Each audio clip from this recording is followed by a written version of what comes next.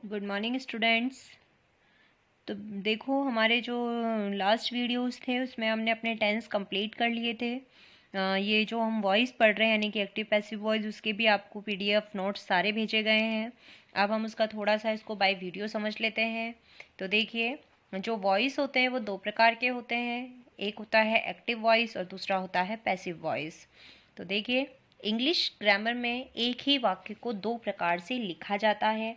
एक होता है एक्टिव वॉइस और दूसरा होता है पैसिव वॉइस। इनकी हिंदी भी आपके सामने लिखी हुई है। एक्टिव वॉइस में जो करता है यानी कि सब्जेक्ट सबसे ज़्यादा इंपॉर्टेंट होता है, और पैसिव वॉइस में ऑब्जेक्ट यानी कि कर्मवाच्य।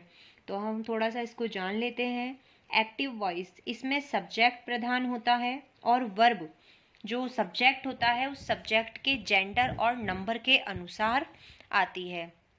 एक्टिव वॉइस में सब्जेक्ट को सबसे पहले लिखा जाता है, जैसा कि हम देख रहे हैं, हरी राइट्स अ लेटर। लिखने वाला सब्जेक्ट कौन है? हरी। राइट्स क्या है? उसकी वर्ब है, और वो सिंगुलर है यानी कि उसका जेंडर क्या है? उसका जेंडर जो है वो आप देख रहे हैं कि हरी जो है वो मैस्क्यूलाइन है और उसका नंबर जो है वो सिंगुलर है। तो सिंगुलर वर्ब के साथ जो वर्ब आती है उसमें एस जोड़ा जाता है, इसीलिए हरी राइट्स अ लेटर। तो एक्टिव वॉइस के सेंटेंसेस में सब्जेक्ट प्रधान होता है और जो वर्ब है वो सब्जेक्ट के जो नंबर और जेंडर होता है उसी के अनुसार आती है। जो पैसिव वॉइस अब हम देखेंगे, तो पैसिव वॉइस के अंदर हमने पहले ही पढ़ लिया है कर्मवाच्य, यानी कि इसके अंदर ऑब्जेक्ट सबसे ज़्यादा इंपॉर्टेंट होता है। तो देखिए, पैसिव वॉइस, इस प्रकार के वाक्यों में ऑब्जेक्ट कर्म या कार्य अर्थात एक्शन ही सबसे ज़्यादा इंपॉर्टेंट होता है या प्रधान होता है। ऐसे वाक्यों में वर्ब हमेशा ऑब्जेक्ट या एक्शन के जो जेंडर है या उसका जो वचन अर्थात नंबर है उसके अनुसार आती है। जैसा कि ऊपर वाला सेंटेंस हमने देखा, देखिए, हरी राइट्स अ लेटर। हरी क्या था? इसमें सब्जेक्ट था, राइट्स जो थी वो वर्ब थी, और ए लेटर जो था वो ऑब्जेक्ट था। अब ऑब्जेक्ट को पैसिव वॉइस में हमने क्या बना दिया? सब्जेक्ट बना दिया। ऑब्जेक्ट, क्योंकि इसमें ऑब्जेक्ट ही क्या होता है? सबसे ज्यादा प्रधान होता है। तो हमने ऑब्जेक्ट को लिख दिया ए लेटर। अब ए लेटर अकेला है और फर्स्ट फॉर्म में एस या ई एस जुड़ा हुआ है, इसीलिए हम यहाँ पर इज लिखेंगे। पैसिव वॉइस बनाते समय हमेशा मेन वर्ब की थर्ड फॉर्म लिखी जाती है। ये चीज़ आप अच्छी तरह से याद कर लीजिएगा कि एक्टिव वॉइस के सेंटेंसेस को जब पैसिव वॉइस में बदला जाता है तो हमेशा मेन वर्ब की जो है वो थर्ड फॉर्म ही आती है। तो a letter is written by Hari, और सब्जेक्ट को बाय लगाकर ऑब्जेक्ट के स्थान पर लिख दिया जाता है। ये हम नियम अभी पढ़ेंगे तो आप नियम में समझ जाएंगे, लेकिन साधारण शब्दों में इसकी जानकारी ये है कि एक्टिव वॉइस के सेंटेंसेस को पैसिव वॉइस में बदलते समय सब्जेक्ट को ऑब्जेक्ट के स्थान पर और ऑब्जेक्ट को सब्जेक्ट के स्थान पर लिखा जाता है और हमेशा थर्ड फॉर्म आती है। लेकिन जब सब्जेक्ट को ऑब्जेक्ट के स्थान पर लिखते हैं तो उससे पहले बाय लगा दिया जाता है। अब यहाँ देखिए, अब ये नियम हमारे पास हैं, हम थोड़ा सा देख लेते हैं। एक्टिव वॉइस से पैसिव वॉइस में बदलने के नियम। तो एक्टिव से पैसिव वॉइस बनाते समय सब्जेक्ट को ऑब्जेक्ट के स्थान पर एवं ऑब्जेक्ट को सब्जेक्ट के स्थान पर रखा जाता है, परंतु सब्जेक्ट को जब हम ऑब्जेक्ट के स्थान पर रखते हैं तो उससे पहले बाय लगाया जाता है। जैसा कि आप इस एग्जाम्पल में देख रहे हैं, राम किल्ड रावण। राम क्या है? सब्जेक्ट। किल क्या है?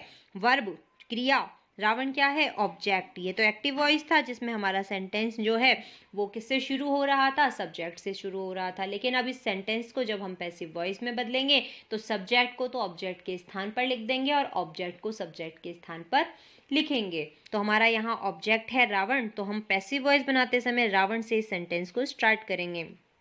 ऊपर सेकंड फॉर्म आया था, इसीलिए हम जो सेकंड फॉर्म किस में आती है? पास्ट में आती है, इसीलिए हम इसमें वॉज वर्ड का यूज करेंगे। तो Ravan was killed by Ram. By लगाकर सब्जेक्ट को हमने ऑब्जेक्ट के स्थान पर लिख दिया है। इसकी टेबल भी आपको भेजी गई है। जिसने टेबल याद कर ली होगी उसे तो ये याद समझने में कंफ्यूजन होगा ही नहीं कि वाज क्यों आया या ऊपर वाले सेंटेंस में इज क्यों आया।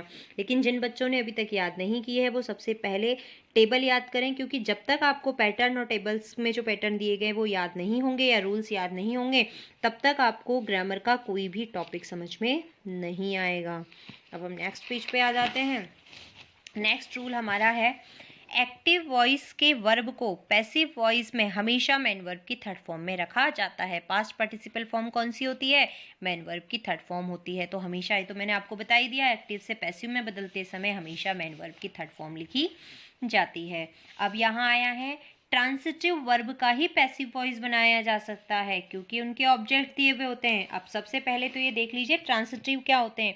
ट्रांसिटिव वर्ब वो होती हैं जिसमें सब्जेक्ट के बाद वर्ब और वर्ब के बाद ऑब्जेक्ट भी दिया हुआ हो, लेकिन ऐसा सेंटेंस जिसमें कोई ऑब्जेक्ट ना दिया हो, ऐसे सेंटेंसेस को जो है वो पैसिव वॉइस में नहीं बदल सकते हैं। जिन सब्जेक्ट्स में हमारे सब्जेक्ट वर्ब के बाद ऑब्जेक्ट दिया हुआ होता है उन्हीं को पैसिव वॉइस में बदला जा सकता है, और जिनमें ऑब्जेक्ट नहीं दिए हुए होते उनको जो है वो उसमें पैसिव वॉइस में बदला नहीं जा सकता। तो यहाँ लिखा हुआ भी है आपके पास कि केवल ट्रांसिटिव वर्ब का ही पैसिव वॉइस बनाया जा सकता है क्योंकि इनमें ऑब्जेक्ट दिए हुए होते हैं। इन ट्रांसिटिव वर्ब के ऑब्जेक्ट नहीं होते, इसीलिए इन्हें पैसिव वॉइस में नहीं बदला जा सकता है। अब आ जाते हैं हम थोड़ा सा ये देख लेते हैं। हमारे पास छोटे छोटे जो हैं वो हमने आपकी सुविधा के लिए टेबल्स बनाई गई हैं जिससे आप आसानी से समझ जाएं कि हम सब्जेक्ट को ऑब्जेक्ट में क्या, किसी सब्जेक्ट का ऑब्जेक्ट क्या होता है। ये टेबल आपके पास लिखी हुई है। तो देखिए सबसे पहले है असर्टिव यानी कि साधारण वाक्य का पैसिव वॉइस में परिवर्तन करने के लिए पहला नियम वही है जो आपको बता दिया है कि सब्जेक्ट को ऑब्जेक्ट के स्थान पर लिखेंगे और ऑब्जेक्ट को सब्जेक्ट के स्थान पर लिखेंगे, लेकिन सब्जेक्ट को जब ऑब्जेक्ट के स्थान पर लिखेंगे तो उससे पहले बाय लगा दिया जाता है।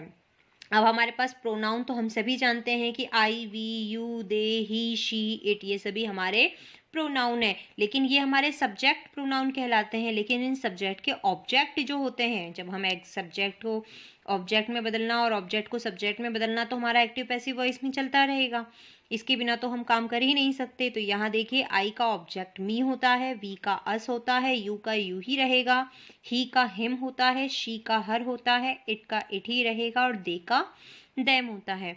मैं फिर से आपको एक ही चीज़ कहूँगी, जब तक आप इसके किसी भी ग्रामर टॉपिक के सारे रूल्स और टेबल्स लर्न नहीं करेंगे तब तक आपको ग्रामर का कोई भी टॉपिक समझ में नहीं आएगा। चाहे आप किसी भी टीचर से पढ़ लीजिए, कहीं भी जाकर पढ़ लीजिए, लेकिन जब तक आप अपने रूल्स को और सारी टेबल्स को लर्न नहीं करेंगे तब तक आपको ये समझ में नहीं आएगा। दोबारा वही चीज़ें आपके पास लिखी हुई हैं जो अभी आपको बता दी गई थी कि मैन वर्ब की हमेशा थर्ड फॉर्म आती है और सब्जेक्ट को ऑब्जेक्ट के स्थान पर और ऑब्जेक्ट को सब्जेक्ट के स्थान पर लिखा जाता है। उसके बाद हमारी जो है टेबल आप सभी के पास है नोट्स में कि एक्टिव वॉइस के सेंटेंस को पैसिव वॉइस में बदलते समय क्या किया जाता है। तो डूडस को इजेमार में बदला जाता है। डूडस के साथ फर्स्ट फॉर्म आती है तो वहाँ पर हम क्योंकि थर्ड फॉर्म तो कॉमन है, थर्ड फॉर्म को तो रट लीजिए, बार बार याद करने की जरूरत नहीं, इतना ध्यान दीजिए अगर एक्टिव को पैसिव में बदलना है तो थर्ड फॉर्म तो आएगी ही। तो साधारण शब्दों में अगर हम याद करें तो डूडस को इजेमार में बदला जाता है। इजेमार को बदला नहीं जाता बल्कि इजेमार में बिंग जोड़ दिया जाता है। इजेमार में क्या जोड़ दिया जाता है? बिंग जोड़ दिया जाता है।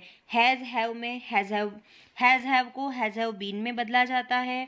वर्ब की सेकंड फॉर्म को वॉज वर में बदला जाएगा और वॉज वर के साथ वॉज वर को वॉज वर बिंग में बदला जाता है। हैड को हैड बीन में बदल दिया जाता है।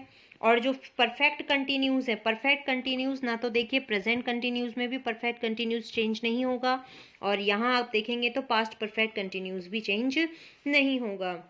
अब फ्यूचर सिंपल में शैल विल को शैल बी विल बी में बदला जाता है और जो फ्यूचर कंटिन्यूस है उसका सेंटेंस में कोई चेंजेस नहीं होता है। और परफेक्ट को शैल हैव, विल हैव को शैल हैव बीन और विल हैव बीन में बदला जाता है। और परफेक्ट कंटिन्यूस यानी कि फ्यूचर परफेक्ट कंटिन्यूस के टेंसेस में कोई परिवर्तन नहीं होता। और अगर सेंटेंस में मॉडल आई है तो सिर्फ मॉडल में इतना चेंजेस होता है, मॉडल के साथ बी जोड़कर मैन वर्ब की थर्ड फॉर्म लिखी जाती है। और अगर आप और भी इजी गोइंग सेंटेंस को याद करना चाहते हैं तो बहुत अच्छी तरीका है। अगर आपने टेंस अच्छे से पढ़े हैं तो याद रखिए कि सिंपल को कंटिन्यूस में बदला जाता है। सिंपल को किस में बदल दिया जाता है? कंटिन्यूस में बदल दिया जाता है। ऐसे ही आप जो है आपके और एक चीज़ और, परफेक्ट कंटिन्यूस के सेंटेंस को कभी नहीं बदला जाता, लेकिन फ्यूचर कंटिन्यूस का टेंस एक ऐसा टेंस है जिसके टेंस के वाक्यों को भी पैसिव वॉइस में बदला नहीं जा सकता है। तो ये तो थे आज के आपके टेबल तक। कल से हम थोड़ा सा जो है टेंस वाइज हम इसके जो एग्जाम्पल्स हैं वो समझ लेंगे। आज जो है, आज आपके पास फिर से टाइम है कि इस वीडियो को देखने के बाद जिन बच्चों ने अभी तक टेबल और पैटर्न जो हैं, जो रूल्स थे, जो लर्न नहीं किए हैं, वो अपने पैटर्न पढ़ लें, अपने रूल्स को लर्न कर लें, ताकि ये नेक्स्ट वीडियो में जो आपको एग्जाम्पल समझाए जाएंगे वो आपको अच्छे तरह से समझ में आ जाए।